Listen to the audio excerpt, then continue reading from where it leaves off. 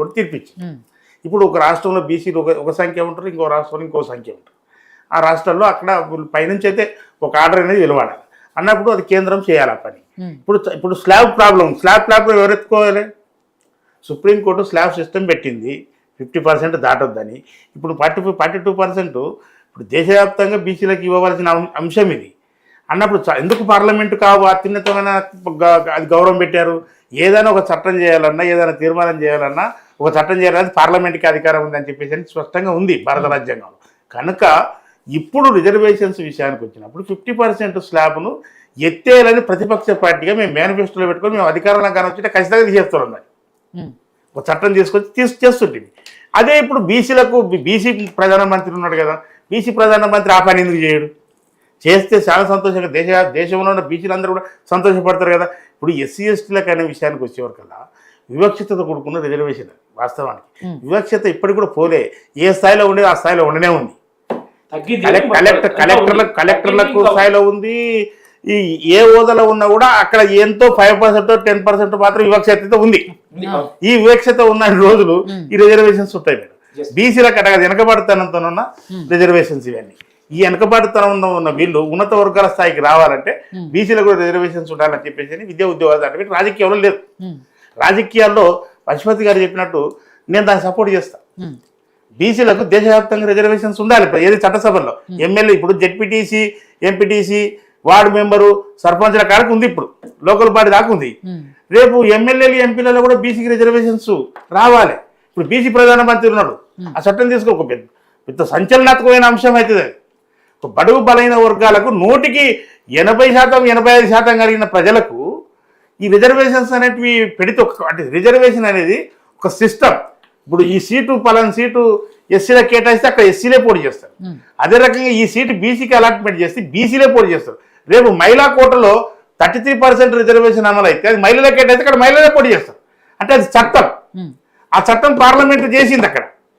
అట్టనే బీసీలకు కూడా ఈ స్లాబ్ సిస్టాన్ని ఎత్తిపడేస్తే బీసీలకు కూడా రిజర్వేషన్స్ పెంచుకోవచ్చు, అన్ని చేసుకోవచ్చు. ఇక్కడ ప్రాబ్లం ఏంటంటే ఇప్పుడు ఇన్ని పార్టీలు మాట్లాడు, ఎవడో ఏదో ఒకటి అయ్యి ఇప్పుడు 42% ఇచ్చారు. ఈ దీనికి ఒక అబెడిమెంట్ ఇది ఆర్డినెన్స్ తీసుకొచ్చారు. కనుక ఎవరికి నష్టం అవుతుంది? ఇది ఓసీలకు నష్టం జరుగుతుంది. 42% ఆర్డినెన్స్ తీసుకొచ్చినప్పుడు ఆర్డినెన్స్ ప్రకారం అన్ని పార్టీలు కూడా నిలబెట్టాలి. అందులో ఎవడైనా పోయి బీసీలకు 42% అనే వరకల్లా స్థానిక సంవత్సర ఎన్నికలలో రేపు జెడ్పీటీసీ ఇవన్నీ కూడా 42% అమల్లోకి వస్తుంది మేడం. అంటే వ్యవస్థ పూర్తిగా సగం వెళ్ళిపోతుంది వాళ్ళ చేతిలోకి. 42% అంటే 42 ప్లస్ ఎస్సీ ఎస్టీలు. ఎస్సీలది 15%, ఎస్టీలది 10%, 12%. 10% అలా రిజర్వేషన్. ఈ ఇక్కడ ఎస్సీలది 15% ప్లస్ 25 ప్లస్ 42 మొదలు కలిపితే ఎంత మేడం? అంటే రిజర్వేషన్ మొత్తం పూర్తిగా 70-75% దాకా వెళ్ళిపోతుంది. ఎస్సీ ఎస్టీ బీసీ మైనార్టీ అనే కాడికి వచ్చాక అంటే ఆ స్థాయిలో వీళ్ళు పోటీ చేసే పరిస్థితి ఉంది. ఇంకోటి అన్న ఒక మాట రామరెడ్డి గారు ఒక మాట బీసీలు ముస్లిమ్స్ అని. నిజానికి ఇప్పుడు ముస్లిమ్స్లలో కూడా చాలా కులాలు ఉన్నాయి. వాళ్ళు ముస్లిం అని చెప్పుకుంటారు కానీ వాళ్ళు ముస్లిమ్స్ కాదు. దూదే కులాలు ఉన్నారు, ఫకీర్ వాళ్ళు ఉన్నారు, దాంట్లో కూడా వివక్షత ఉంటుంది. దూదే కులాలు ఉన్నారు కదా మేడం. నిజానికి వాళ్ళు దూదే కులాలు నిజమైన మహమ్మదీయులు, నిజమైన నోట్స్ వీళ్ళని దగ్గరికి రానియరు. వాళ్ళ దాంట్లో ఉంటుంది, వాళ్ళు ఎప్పటి నుంచో బీసీ వాళ్ళు దూదేకులు బీసీలే, పక్కీరోలు బీసీలే, కొత్తగా తీసుకొచ్చింది ఏం లేదు. కాకపోతే వాళ్ళు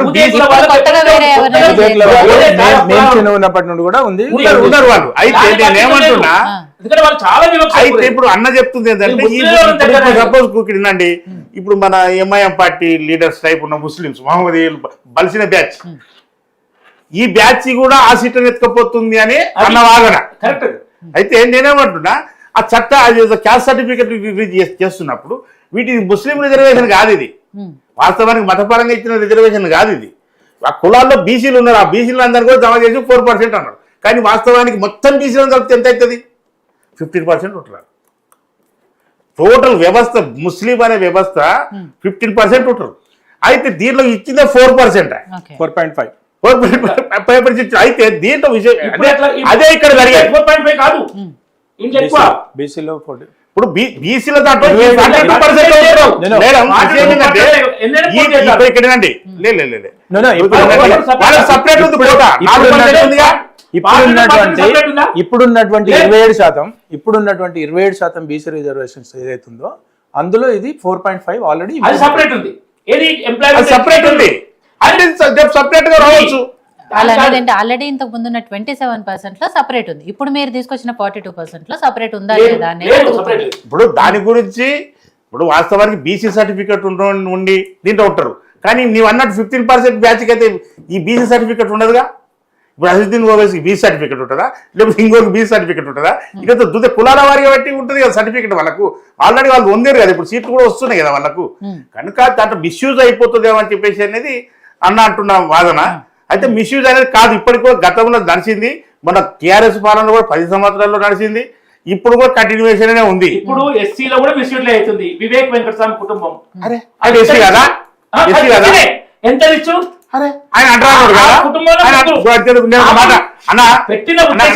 ఒక్క నిమిషమే,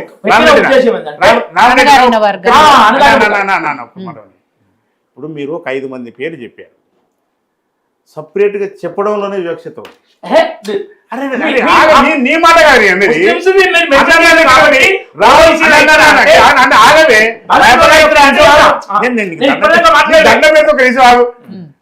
ఇంతమంది ప్రధానమంత్రులు అయినరు, ఇంతమంది రాష్ట్రపతులు అయినరు, ఎవరినన్నా చెప్పిండ్రా రామ్నాథ్ కోవింద్ దళితుని చేసినాం భయం మేము అంటే వాట్ ఈస్ దళితుడు అంటే ఏంటి అన్నే ఉంది వివక్షత. Very good. నేను దీని గురించి ఆ పదం కన్నే. ఇంకోటి ఈ గిరిజన ఈమెను పెట్టినాం ఎవరిని, మన ముర్మును. అంటే ముర్ము ఎలిజిబుల్ పర్సన్ కదా.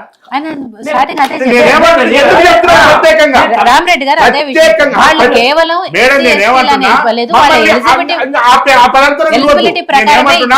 దళితుడైన రామ్నాథ్ కోవింద్ గారు, ముర్ము గారు, ఒక గిరిజన మహిళ, లేకపోతే అంటే విషయం ఏంటంటే ఈ చెప్పడంలో కూడా వివక్షత ఉంటది. చెప్తూనే వాళ్ళ ఎలిజిబిలిటీ ప్రకారమే ఇచ్చాం, ఓన్లీ ఎస్టీ ప్రత్యేకంగా పెట్టి ఇగో కేసీఆర్ అదే చేసిండు మమ్మల్ని. నిజానికి నేను కేసీఆర్ మీద అట్లా కేసు పెట్టి నేను ఒక్క నిమిషం ఆగవే. అయితే కేసీఆర్ గారు దళిత ముఖ్యమంత్రి అన్నాడు. దళిత ముఖ్యమంత్రి అన్నాడు. వాస్తవానికి దళిత ముఖ్యమంత్రి మేము అడిగింది కాదు. ఆయన ఏం చేసిండు తెలుసా, ఆయన ఏం చెప్పిండు తెలుసా, అది పెడుతున్నప్పుడు పాపం దళితులు వాళ్ళని ఎవరు చేస్తారు, మనం చెయ్యాలి ముందుకు వచ్చి అని చెప్పేసి ఆ రోజు తెలంగాణలో ఎన్నో కులాలు వరుసగా నిలబడ్డాయి మేడం. రెడ్డి కాంతి, బ్రాహ్మణ్స్ కాంతి, ఒక వరుసగా ఒక కులాన్ని చూసుకుంటే చిట్ట చివరిన ఉన్న ఈయన చేస్తారు నేను ముఖ్యమంత్రి అని. నేను ఆజ్ఞ ఉంది వివక్షత. వివక్షత అనేది ఆజ్ఞ ఒక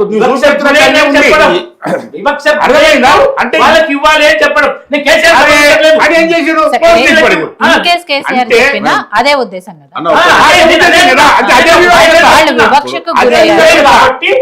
ఇవ్వాల్సిన అవసరం ఉంది. మేము దళితునికి ఉప ముఖ్యమంత్రికి ఇచ్చినాము, బట్టి విక్రమార్క ఉప ముఖ్యమంత్రికి ఇచ్చినామని మరి మీ పార్టీ ఎవరు చెప్తున్నారు? నేను చెప్తున్నాను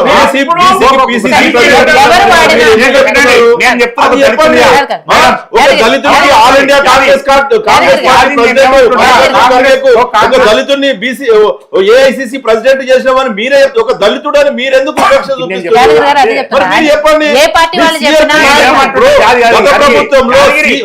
గత ప్రభుత్వంలో మీరు ఆపరేషన్లో ఉన్నప్పుడు సిఎల్పి లీడర్ గా మేము దళితుడిని నియమించడం బట్టి విక్రమార్కన్ అని చెప్పి మీరే చెప్పారు కదా. మరి దళితుడు అని ఎందుకు ఆయన చెప్తున్నారు?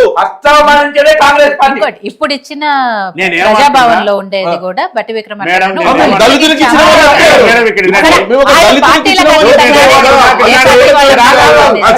నేను చెప్తున్నాను. నేనేమంటున్నా, ఈ పదము ప్రత్యేకించి ఎవరు ఉటంకించినా అది వివక్షతనే. మీరు ఉటంకించొద్దు అట్లా. నీ మనసులో పెట్టుకుని ఇచ్చుకో, కానీ బయటికి చెప్పడంలోనే వివక్షత ఉంటది. అది ఏ పార్టీ అయినా సరే, ఎనీ పర్సన్. సతీష్ మాదేకి ఇచ్చిన మేము ఒక దళితుడని, ఒక మాదే కులస్తుని అనంటే నేను ఎలిజిబుల్ కాదా అంటే నీకు ఏం ఎలిజిబుల్ ఉన్నట్టు నీ పేరు చెప్పుకోరు. నీ పేరు చెప్పినప్పుడు నేను ఒక రెడ్డికి కింది స్థాయిలో ఉన్న రెడ్డికి ఇచ్చిన చెప్పు, లేకపోతే ఇంకొక బీసీకి ఇచ్చిన కింది స్థాయిని కానీ చెప్పు. నీ చెప్పడంలోనే ఏ పార్టీ అయినా సరే చెప్పడంలోనే వివక్షత ఉంది మేడం.